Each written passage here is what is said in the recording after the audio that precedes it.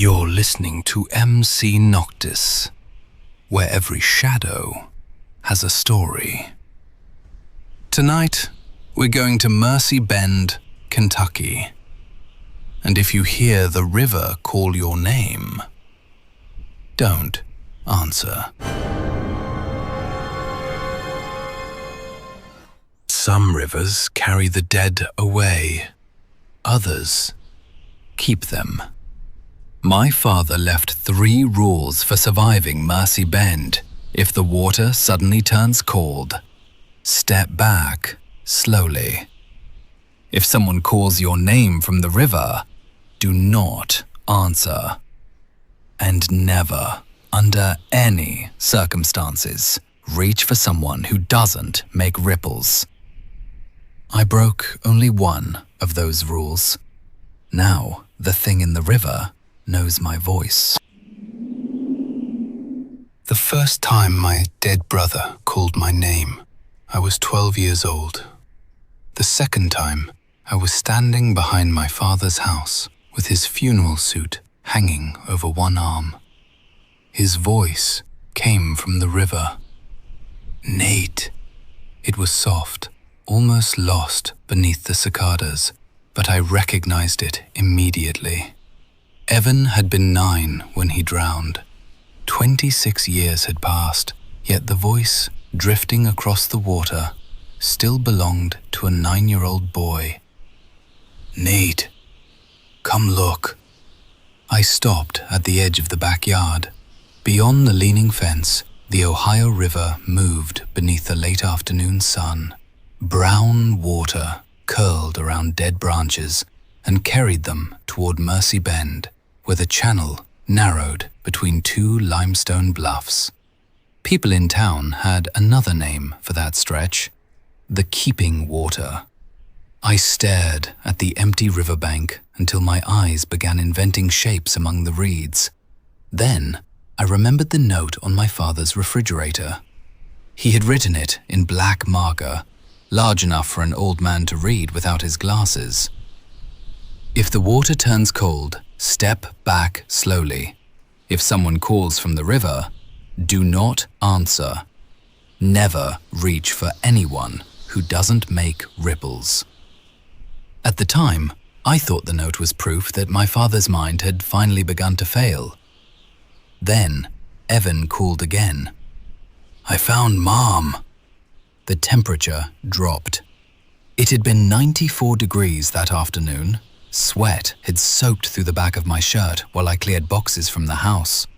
But the air coming off the river felt like the inside of a freezer. Goose flesh rose along both arms.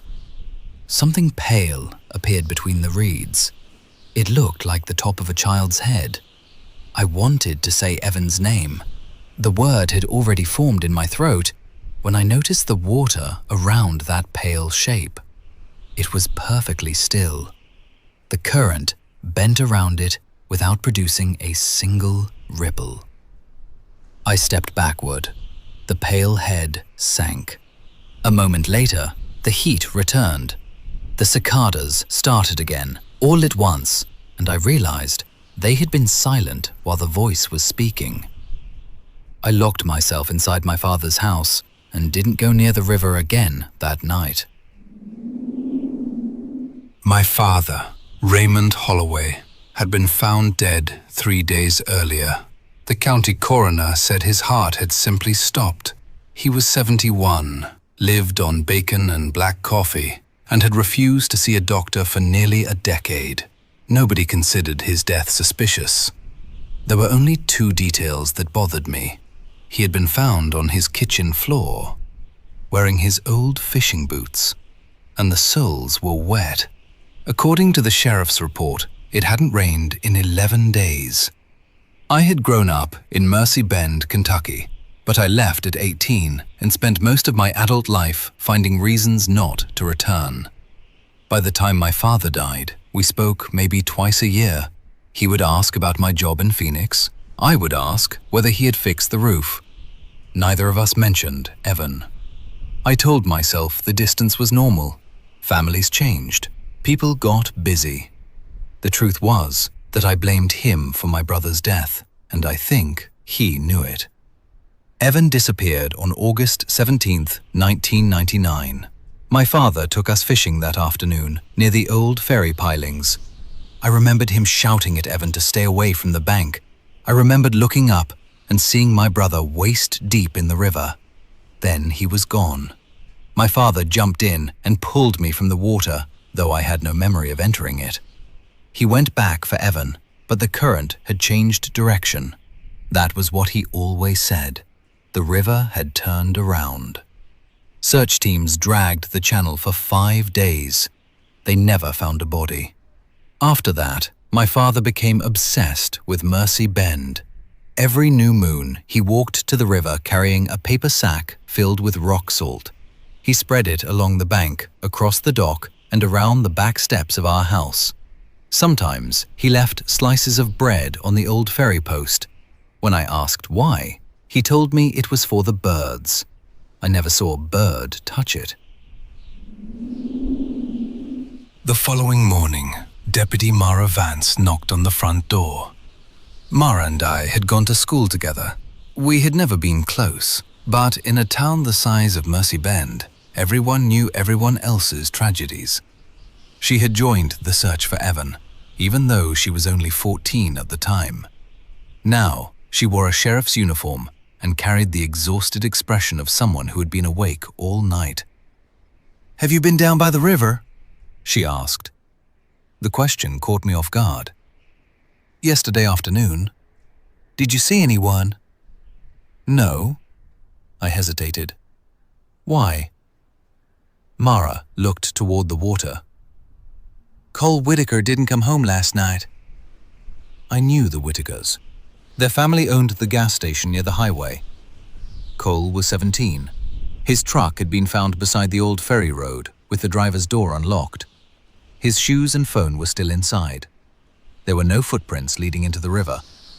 By noon, half the town was searching. I joined them because refusing would have raised questions I wasn't ready to answer. We walked the bank in small groups while rescue boats moved back and forth through the channel. Around 3, one of the boats stopped near the old ferry pilings. A diver went down. He surfaced less than 2 minutes later and removed his mask. Even from the bank, I could see something was wrong with his face. They found Cole beneath the roots of a fallen sycamore, nearly 20 feet underwater. He was sitting upright, with his back against the trunk. There were no cuts on his hands, no mud beneath his fingernails. Nothing suggested that he had fought to reach the surface. His eyes were closed. Both arms were extended in front of him, as though he had been holding someone's hands. That evening, Mara returned to my father's house. She carried a clear evidence bag containing Cole's phone. "We recovered the last recording," she said. "A recording of what?" "We don't know." She played it for me in the kitchen. The video was almost completely dark. For the first few seconds, all I could hear was Cole breathing and water moving against the bank. Then a woman spoke. "Come help me, baby," Cole whispered. "Mom?" The woman called again. Cole's mother had died from ovarian cancer 6 years earlier. In the recording, Cole began walking. The water reached his ankles, then his knees. The camera shook, but he didn't sound frightened. He sounded relieved. "I knew you weren't gone." There were 17 notebooks in a locked cabinet beneath my father's bed. The earliest dated back to 1978. He had documented every drowning, disappearance, and unexplained accident at Mercy Bend. 46 names appeared in those pages. Most of the victims had entered the river alone. Many had recently lost someone close to them. A widower who claimed he saw his wife standing on a sandbar. A woman who followed her dead daughter beneath the ferry bridge. 2 brothers who heard their father calling from a flooded drainage pipe. Several bodies were discovered without any sign of struggle. Others were never recovered. Beside each name, my father had drawn one of two symbols. A circle meant the body had been found. A black line meant the river had kept it. Evan's name had both. I turned through the final notebook until I found a page written several days before my father died. They are not freed when someone drowns. That is only what the water wants us to believe. It needs consent. First, it borrows a face. Then, it borrows a voice. If you answer, it can follow you out. Beneath that, my father had written one final sentence.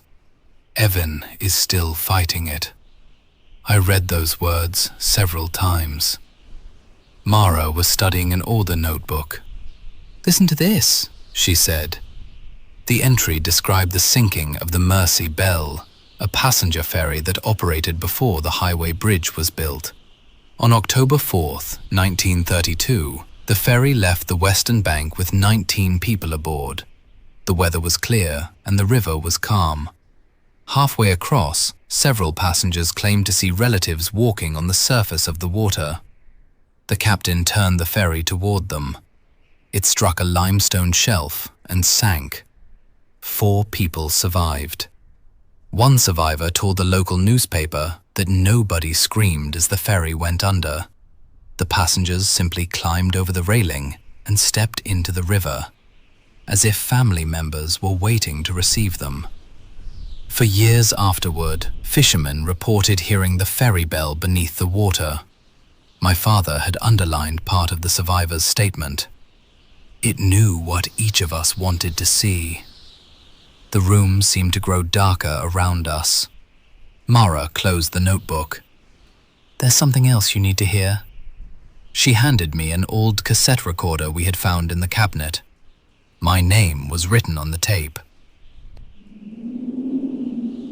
The recording began with my father breathing heavily.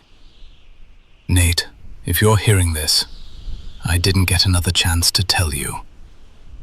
There was a long silence. "You've remembered that day wrong." My hands tightened around the recorder.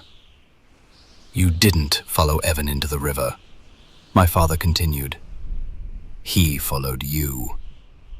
A pressure began building behind my eyes. Then I remembered my mother's yellow dress. She had owned one like it before she died in a car accident. I was 7 then.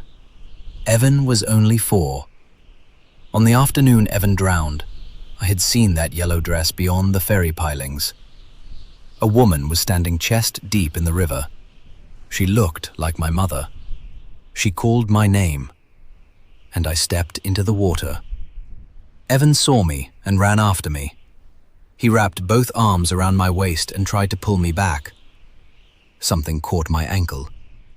I remember looking down and seeing fingers beneath the brown water. Not one hand, dozens of them.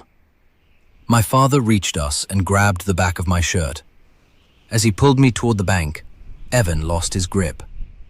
My little brother hadn't wandered into the river. He died trying to save me. My father's voice cracked on the tape. "I got you out.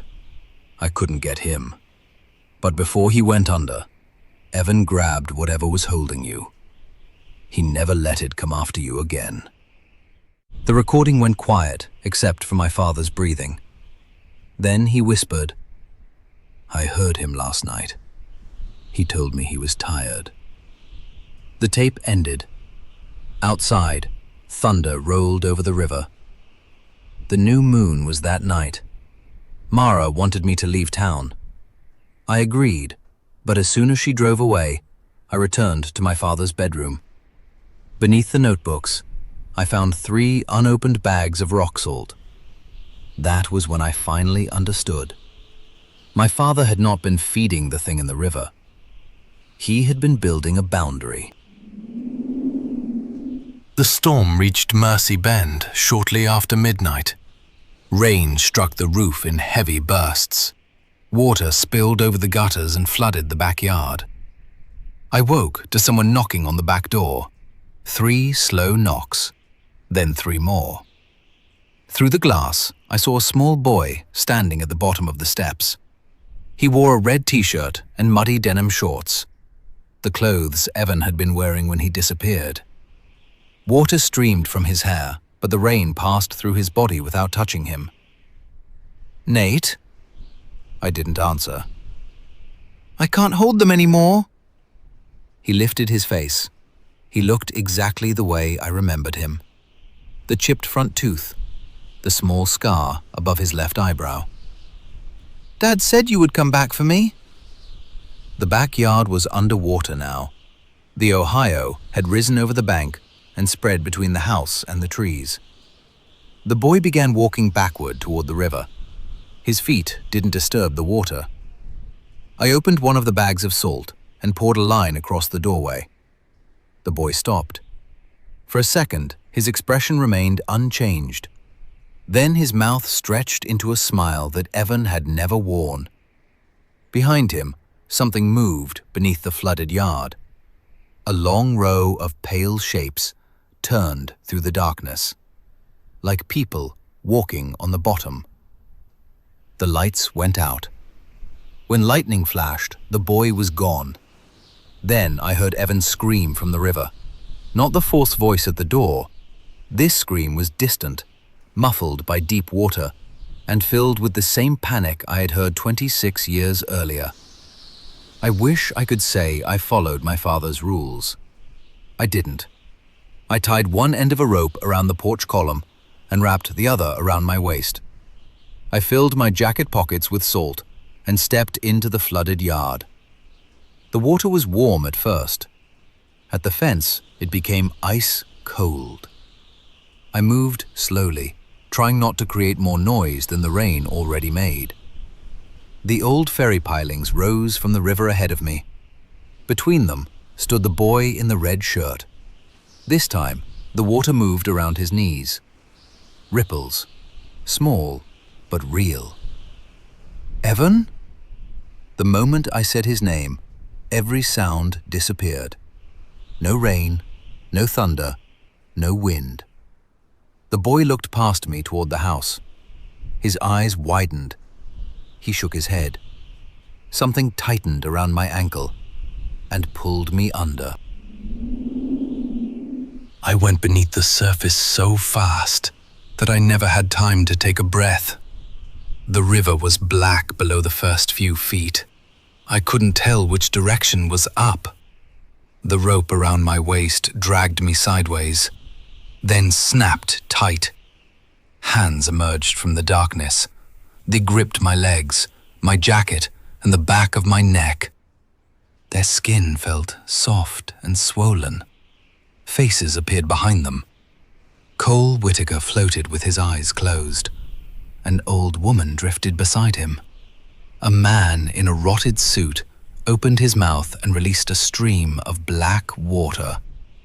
Behind them were dozens more. They weren't swimming. They were standing on something far below me. Then I saw my mother. Her yellow dress moved in the current. She held out both arms. It would have been easy to go to her. That was the worst part. For a few seconds, the river made me forget the hospital, the funeral, and all the years she had been gone. It left only the memory of being a child who wanted his mother. "Come here, sweetheart." Her voice filled the water without producing a sound. A hand touched my shoulder. I turned. Evan floated behind me. He was no longer 9. His face changed as I watched, growing through all the years the river had stolen from him. A teenager, a young man, an adult almost my age. Then he became a child again. He pointed toward the rope. It led upward into the darkness. The thing wearing my mother's face seized my wrist. Evan grabbed it. The water erupted around us. Every drowned face opened its eyes. The rope jerked. Someone on the surface was pulling me in. Mara must have returned. I kicked upward, but the hands around my legs tightened. Evan wrapped both arms around them. For one moment, we were 12 and 9 again. He was holding on to me while the river tried to take us both. I reached for him. He shook his head. Then he smiled. It was his real smile, crooked because of the chipped tooth. He pushed me toward the surface and let the darkness close over him. Mara dragged me into the flooded yard. I woke on my father's kitchen floor with river water pouring from my mouth. Mara was kneeling beside me, shouting my name. The storm had passed. The Ohio River was already retreating from the yard. I asked her if she had seen Evan. She said she had seen a boy in the river. Then she showed me the recording from her body camera. Most of it showed her pulling on the rope while rain struck the lens. But just before I surfaced, a man appeared beside the ferry pilings. The man was me. He stood waist deep in the water, while my actual body remained somewhere below the surface. The other me called Mara's name. It used my voice perfectly. Mara took one step toward it before I surfaced, and the figure disappeared. I left Mercy Bend the next morning. The county demolished my father's house after the flood damaged its foundation. I had the old dock removed and instructed the workers to spread every remaining bag of salt along the riverbank. They thought I was crazy. Maybe I was. Cole Whitaker was the last person to drown at Mercy Bend that summer. Evan's body was never recovered. I returned to Phoenix and tried to rebuild my life. I stopped swimming. I avoided lakes, public pools, and hotel bathtubs. Even taking a shower became difficult, if the drain backed up around my feet. My daughter, Sadie, was 6 at the time. She lived with her mother but stayed with me every other weekend. I never told her what happened in Kentucky. Last Thursday night, I was making dinner when Sadie walked out of the bathroom. She looked confused. "Dad," she said, "why were you calling me?" I wasn't. "Yes, you were." She pointed toward the bathroom. "You said you found Grandma." A smell drifted down the hallway. Wet stone, dead leaves, river mud. Then my own voice came from the bathroom sink. "Sadie, "Come look." And that was, if the river calls your name, don't answer. Some people say a river remembers every life it takes.